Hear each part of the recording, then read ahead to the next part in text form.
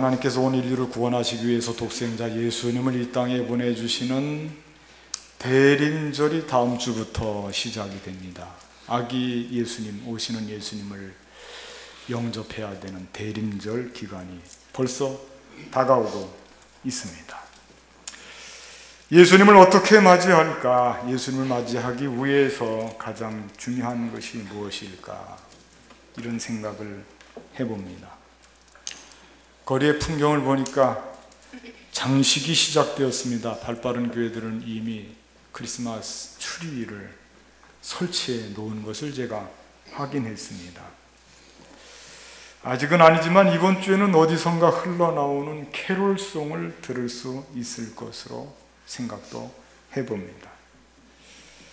이런 분위기에 충실하게 적응하면 예수님을 잘 맞이할 수 있을까? 또 이렇게 깊이 한번 생각해 봅니다. 예수님을 맞이하면서 가장 깊이 생각해야 할 것은 우리 마음입니다. 마음. 어떤 마음으로 예수님을 맞이할 것인가? 왜냐하면 예수님께서 우리에게 오신다고 하는 것은 결국 우리 마음으로 오시기 때문에 그렇습니다. 그럼 우리 마음을 예수님을 맞이할 수 있는 마음으로 만들어야 됩니다. 예수님께서 내 마음에 오셔서 불편해 하시면서 나는 너와 도저히 같이 있기가 어렵다고 하신다면 이것처럼 낭패인 것이 세상에 또 어디 있겠습니까? 예수님 모처럼 나한테 오셨는데 마음이 맞지 않아서 내 마음과 충돌이 생겨서 주님이 오셔서 머무를 수 없다면 문제가 있는 거죠. 내가 좀 사탄적인 데가 있다든지 어두운 구석이 있다든지 잘못된 것이거든요. 주님이 오셔서 야, 네 마음이 내 마음이야. 너랑 마음이 같구나. 너무 편하다. 함께 살자. 내가 오랫동안 너와 함께 있겠다. 이렇게 말씀을 하시고 그런 말씀을 들어야 우리가 진정 그리스도인의 삶이 되는 것입니다. 이런 점에서 우리는 이 마음 훈련을 많이 해야 되고요. 한국교회가 마음을 가다듬고 특히 오시는 예수님을 영접하고 그분과 동행하는 삶을 살기 위해서 우리 마음을 언제나 만지는 이 일을 게을리해서는 안 될 것입니다. 자, 그렇다면 우리의 마음을 어떻게 갖고 와야 할까? 주님 원하시는 마음으로 갖고 와야 되는데 어떻게 하면 좋을까?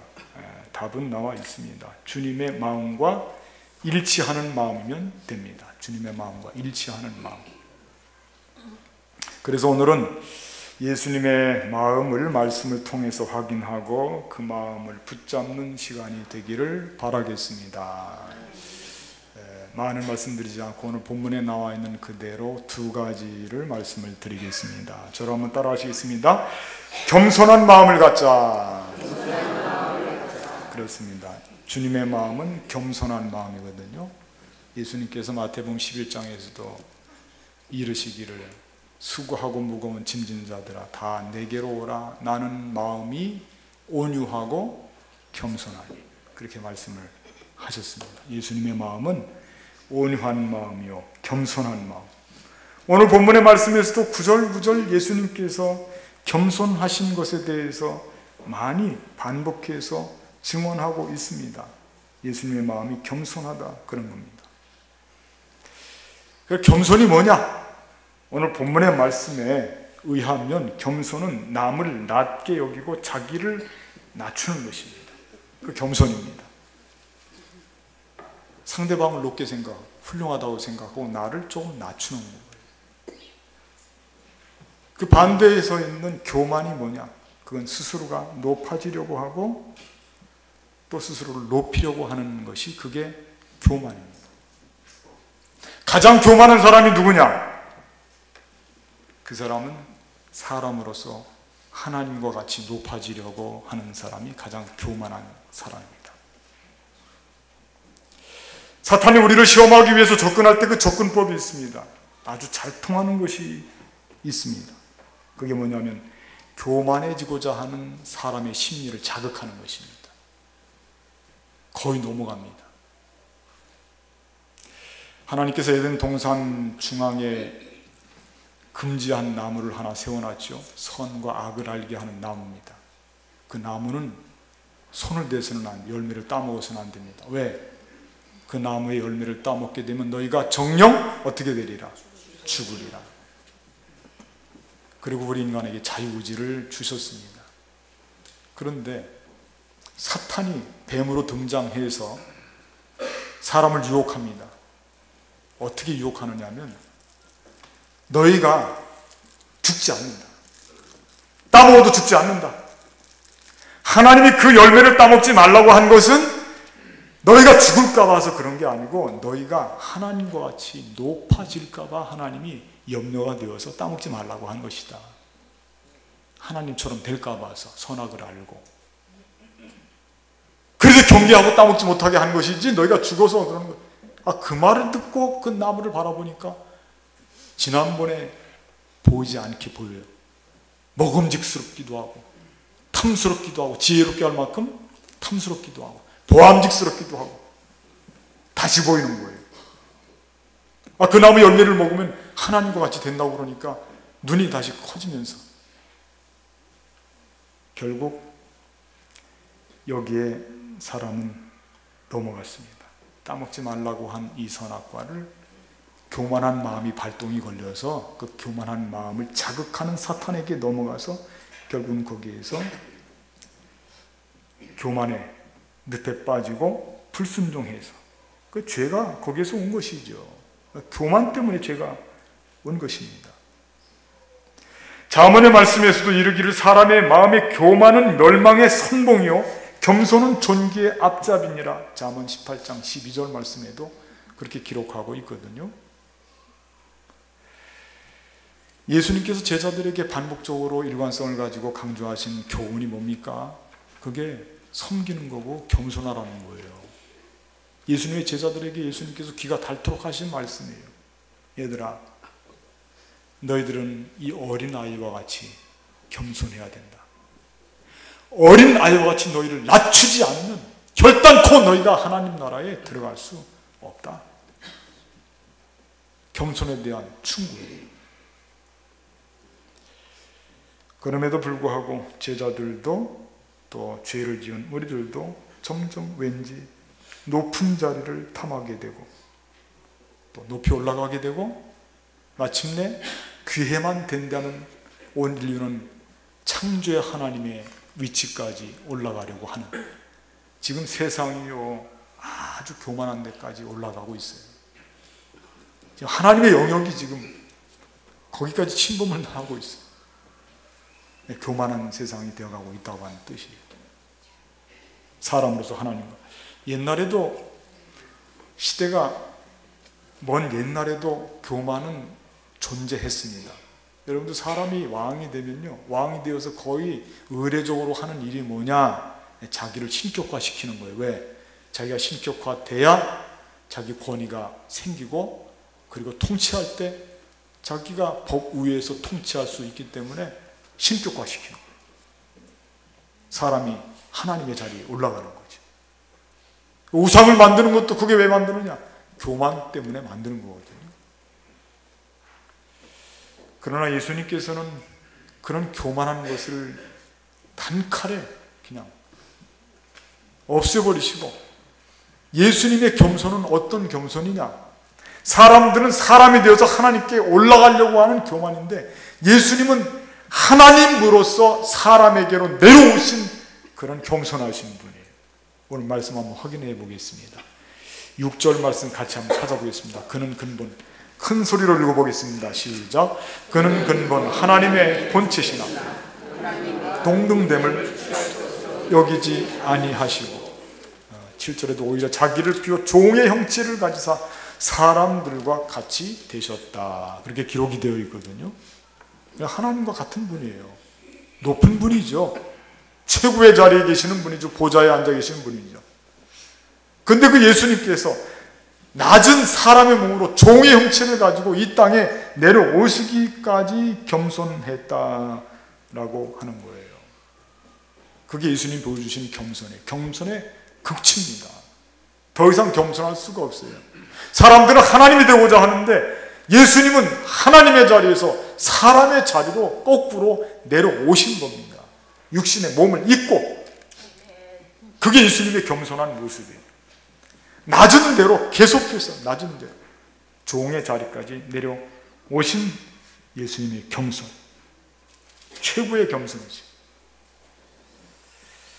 우리가 일상생활을 하면서 가끔 내 마음이 분주하고 또 내 마음에 번민이 찾아오고 힘들고 고통스러워 갈등을 겪을 때가 있는데 대체 이런 일들이 왜 자꾸 내게 생기는가? 그런 걸 깊이 생각해 보면 오늘 말씀을 통해서 다시 한번 반추해 보면 내가 틀림없이 어떤 마음의 구석에 교만한 어떤 씨가 있어서 그 교만이 아직 꿈틀거리고 있어서 괴롭구나. 한번 여러분도 점검해 보시기 바랍니다. 내 마음 어딘가에 교만이 남아있으면 내 마음이 불편합니다. 어렵습니다. 고통스럽습니다. 상처가 생기고 그리고 마음속에 화가 치밀어 오릅니다. 왜 그러냐면 내 마음에 교만의 그 욕망을 채우지 못하고 계속해서 욕구만의 상태로 내 마음이 회전되기 때문에 그런 거예요. 그러면 마음이 즐겁고 평화를 누리고 기분이 좋은 상태, 그런 상태로 만들기 위해서는 어떻게 하면 되느냐? 간단합니다. 내 마음을 낮추면 됩니다. 겸손하면요 마음이 그렇게 편할 수가 없어요. 겸손하면.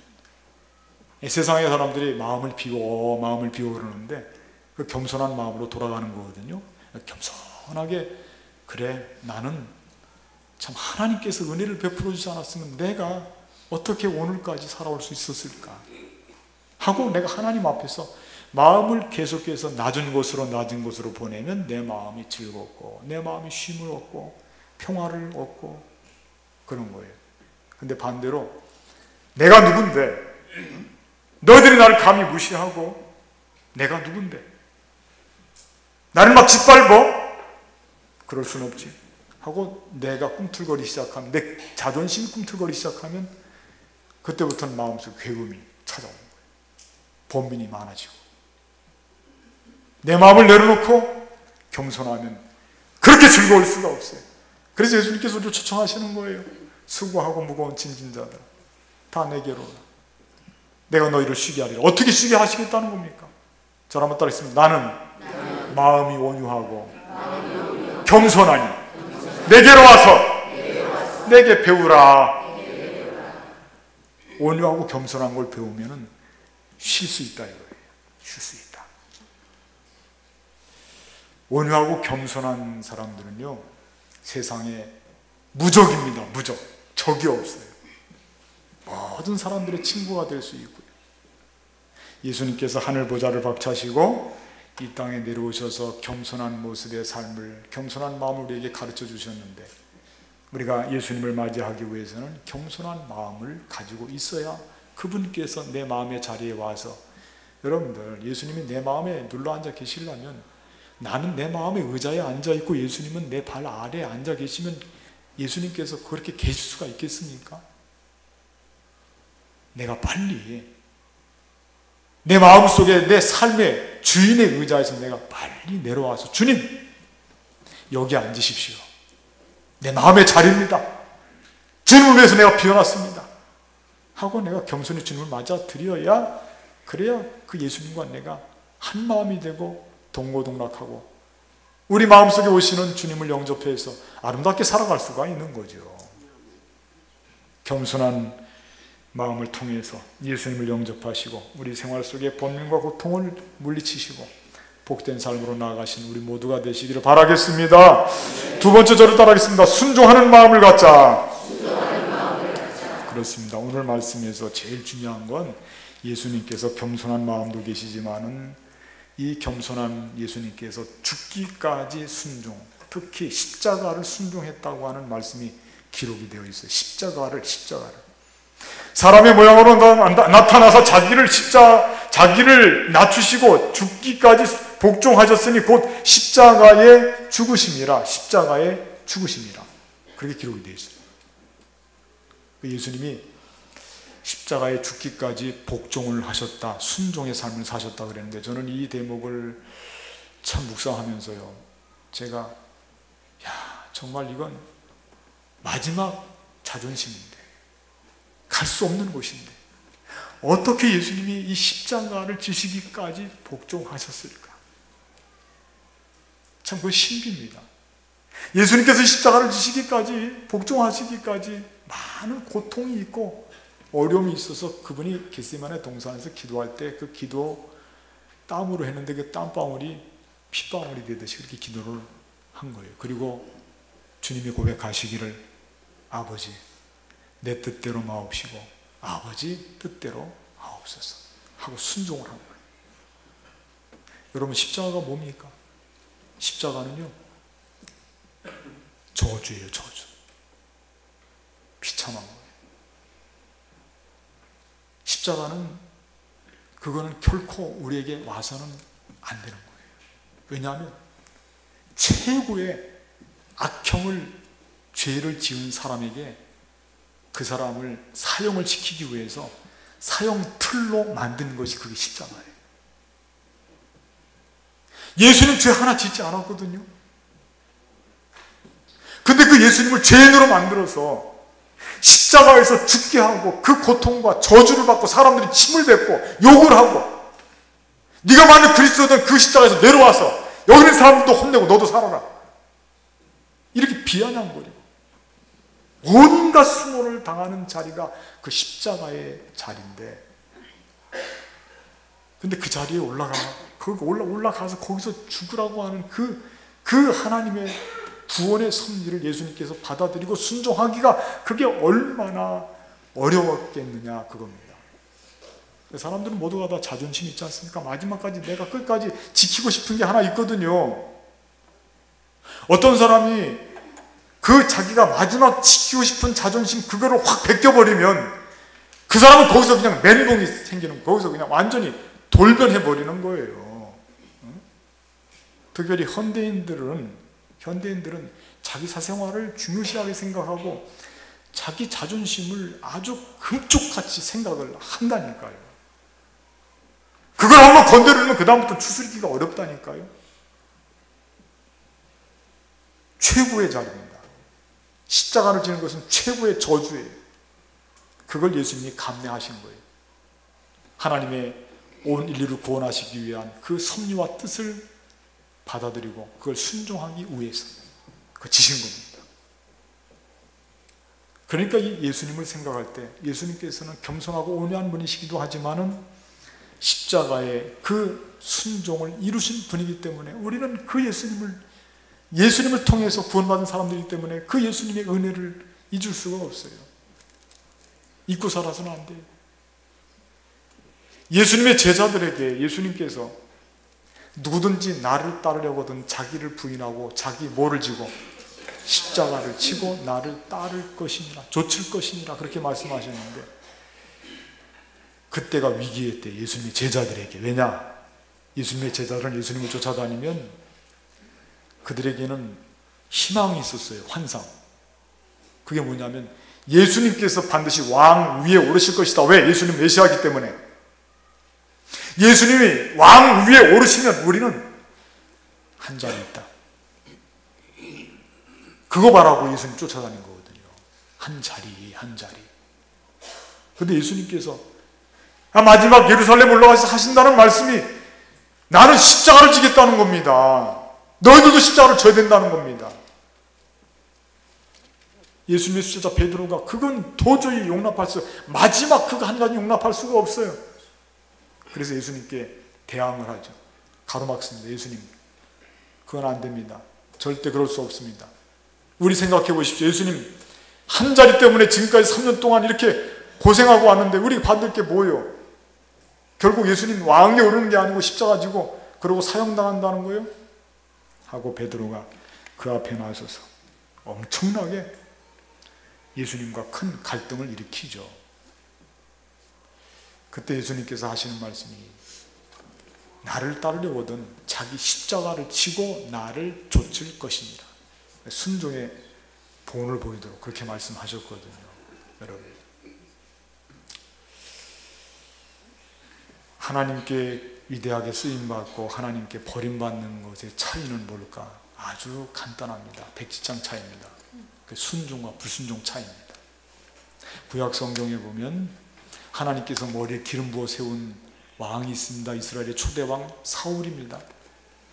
그 사울이요, 하나님께로부터 명령을 받았습니다. 네가 아말렉과 전투를 하게 되면 그 아말렉을 불쌍히 여기지 않고 그들을 완전히 진멸해라. 거기서 나온 전리품 한 가지도 손에 대서는 안 된다. 왜? 아말렉과 싸우는 것은 너희가 싸우는 게 아니고 내가 싸우는 건데 아말렉을 내가 심판하는 차원에서 싸우는 것이다. 전쟁이. 아말렉과의 전쟁은요, 하나님의 심판이에요. 왜냐하면 그들은 너희가 애굽에서 나올 때 너희들이 길을 가로막고 너희들을 방해했기 때문에 내가 언젠가 그들을 벌을 주기 위해서 벼렀는데 지금이 바로 그때다.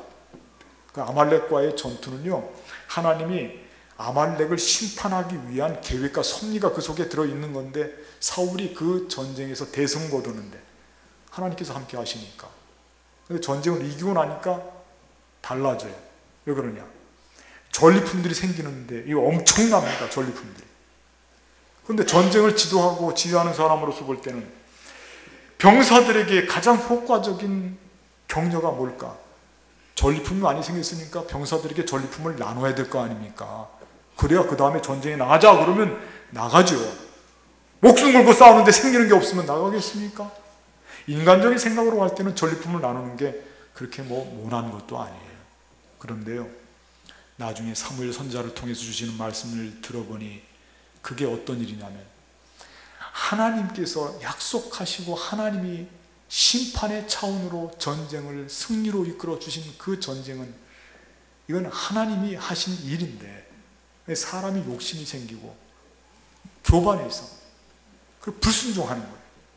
이거는 인간적인 생각으로다가 너희가 하나님을 버린 것이다. 하나님의 말씀을 버린 것이기 때문에. 그러므로 나도 하나님도 너를 버릴 것이다. 그러고 버렸어요. 그리고 사무엘을 통해 주시는 말씀이 우리가 잘 알고 있는 말씀이죠. 저를 한번 따라할까요? 순종이 제사보다 낫다. 그 말씀이 거기서 나온 말씀 우리 잘 알고 있지 않습니까? 하나님께 쓰임받고 하나님께 버림받는 것은 백지장 차이입니다. 순종의 삶으로 이루는 것. 오늘 말씀에서는 예수님을 순종이라고 말씀하시지도 않고 복종이라고 말씀하고 있어요. 복종. 끝까지 그 자리에서 부복하고 엎드리는 겁니다. 우리가 왠지 우리를 돌아볼 때 내가 아직 교만한 마음이 있다, 나는 겸손하다, 그거를 판가름할 수 있는 가장 좋은 확실한 방법이 하나 있는데 간단합니다. 그건 뭐냐? 복종이다, 순종이다 이런 말씀이 나올 때 왠지 내 마음속에 아직도 꿈틀거리고 있고 좀 거부감이 생긴다고 그러면 그거는 내가 조금은 아직도 교만한 뿌리가 있는 거예요. 여러분들 순종, 복종 그런 말씀 들으면 고개가 끄덕거려지고 아멘 아멘 소리가 나옵니까? 아니면 또 목사님 또 헌금 설교하고 또 복종하라고 또 순종하라고 또 자기 목회 잘하게 하려고 그러나 또 그런 생각이 든다면 그거는 아직도 내 마음속에 저도 마찬가지입니다. 순종, 복종 듣기로 거북한 사람 치자면 목사보다 더 듣기 거북한 사람이 어디 있겠어요? 누군가가 저에게 사랑하는 마음을 가지고 아름답게 충고할 때 목사님 순종하세요. 그러면 제가 아멘입니다. 그래야 되는데 제 마음속에 좀 꼬부라지는 생각이 들 거 아니에요. 왜? 교만한 게 아직도 남아있으니까. 교만한 게. 간단합니다. 우리 마음을 점검해보는 확실한 방법이에요. 순종과 복종. 그런데 성경에서는 우리에게 왜 그러죠? 성경의 말씀들을 보면 거의가 믿음은 뭐라고 말씀하고 있냐면 믿음은 순종이라고 말씀하고 있어요. 순종. 믿음의 조상 아브라함이 어떻게 믿음의 조상이 됐습니까? 그가 그의 아들 이삭을 100세 얻은 아들 이삭을 하나님께 바치는 순종의 결과로 그는 믿음의 조상이 된 줄로 믿습니다. 그런데 우리가 문제가 하나 있어요. 겸손하고 순종하면 목사님 좀 너무 순수하게 그렇게 그냥 좀 세상을 좀 보란 말이에요. 세상을 보란 말이에요. 너무 순진하지 말고. 목사님은 세상 뭐 아시오? 목회나 하느라고? 응? 요즘 같은 세상에 순종하고 겸손하면요 살도 못해요. 사람들이 내가 순하고 겸손한 거 순종 잘하는 거 알면은요 이 일이 늑대가 나에게 다 달려들어서요 내가 도저히 살 수가 없어요. 나를 다 완전 등쳐먹고 눈 감으면 코를 베가는 세상이 어떻게 그런 매번 사람들 사이에서 내가 그냥 굽실거리고 그 복종하는 사람으로 그렇게 살다가 끝나면 어떡하게? 목사님 책임질 거예요? 그런 염려가 들죠. 저는 잘못됐다고 물론 잘못된 것이긴 하지만 좀 이해는 많이 돼요. 왜? 제가 그런 일을 다른 분들보다도 더 많이 당했어요. 정말 많이 당했어요. 저는 막 제가 가슴을 칠 정도로 내가 이렇게 어리석지 할 정도로 당해서 알아요. 우리의 세상을 살면서 착하게 겸손하게 온유하게 복종하면서 순종하면서 산다 그러면 그럼 우리는 다 손해를 보고 살아야 돼요. 십자가를 져야 돼요. 그래서 그런 말씀에 대한 내 마음이 잘 열지가 않습니다. 세상은 고달프게 살아야 되니까. 그리고 그렇게 끝날 것 같아요. 그런데 여러분들 오늘 본문의 말씀에서 주시는 이 말씀으로 위로를 좀 받으시기 바랍니다. 이게 끝이 아닙니다. 9절 말씀부터 11절 말씀까지 한번 같이 좀 읽어보겠습니다. 9절부터 이거 꼭 읽어봐야 됩니다. 이거는 9절부터 이러므로 크게 읽어보겠습니다. 시작. 이러므로 하나님이 그를 지극히 높여 모든 이름 위에 뛰어난 이름을 주사 하늘에 있는 자들과 땅에 있는 자들과 땅 아래에 있는 자들로 모든 무릎을 예수의 이름에 꿇게 하시고 모든 입으로 예수 그리스도를 주라 시인하여 하나님 아버지께 영광을 돌리게 하셨느니라. 이제부터 시작이에요. 끝이 아니라니까요. 겸손하고 순종하는 믿음은요 그게 시작이에요. 끝이 아니에요. 세상에서 잠시 잠깐 사람들에게 고통받을 수 있어요. 끌려다닐 수 있어요. 사람들에게 불임을 당할 수 있습니다. 그러나 하나님께서 기억해 주시고 멀리 가 있는 다윗을 오라고 해서 그의 머리에 기름 부어서 위대한 이스라엘에 잊혀지지 않는 가장 존경받는 왕으로 세움받은 것과 같이 우리가 겸손하고 순종하면 하나님은 우리를 잊지 않고 건축자들이 버린 도리를 할지라도 하나님은 우리를 끌어다가 존귀한 이름으로 세우시고 위대한 이름으로 세우시고 하나님의 영광스러운 사역에 우리를 투자시켜서 우리를 거기에 그 일을 시켜서 감당하게 해서 그 우리를 통해서 하나님의 큰 영광이 드러나게 될 줄로 믿습니다. 순종을 통해서 겸손한 자세와 순종을 통해서 하나님은 이렇게 우리를 마침내는 쓰시는 거예요. 온 인류 역사 속에서 가장 위대한 일은 무엇입니까? 그건 예수님께서 온 인류를 구원하기 위해서 십자가를 지신 일이야말로 감히 범접할 수 없는 가장 위대한 일인 줄로 믿습니다. 그 일을 누가 했습니까? 순종한 예수님이 했습니다. 겸손한 예수님이 했습니다. 그 일 교만한 사람들이 한 거 아닙니다. 많이 배운 사람들이 한 거 아닙니다. 돈 많은 부자들이 한 거 아닙니다. 온유하고 겸손하고 순종하신 하늘 보좌를 박차고 이 땅에 종의 형체로 사람으로 오셔서 십자가를 지시기까지 순종하신 예수님을 통해서 가장 위대한 인류의 역사를 하나님께서는 만들어 주셨습니다. 순종하는 삶, 겸손한 삶, 주님께서 기뻐하셔요. 예수님께서 오시면요 우리 마음속에 오시는데 그런 마음을 우리가 갖고 훈련하고 우리를 열심히 훈련시키면 그분께서 우리 마음속에 오셔서 닫힌 마음을 열고 우리 마음속에 들어오셔서 우리와 함께 동고동락하시고 우리의 삶은 그때서야 비로소 참된 그리스도인의 성숙한 삶으로 나아가게 될 줄로 믿습니다. 순종과 겸손 마음속에 담으시고 오시는 예수님을 기쁨으로 맞이할 수 있는 저와 여러분들이 되시기를 주님의 이름으로 간절히 부탁을 드리겠습니다. 기도하시겠습니다. 감사합니다.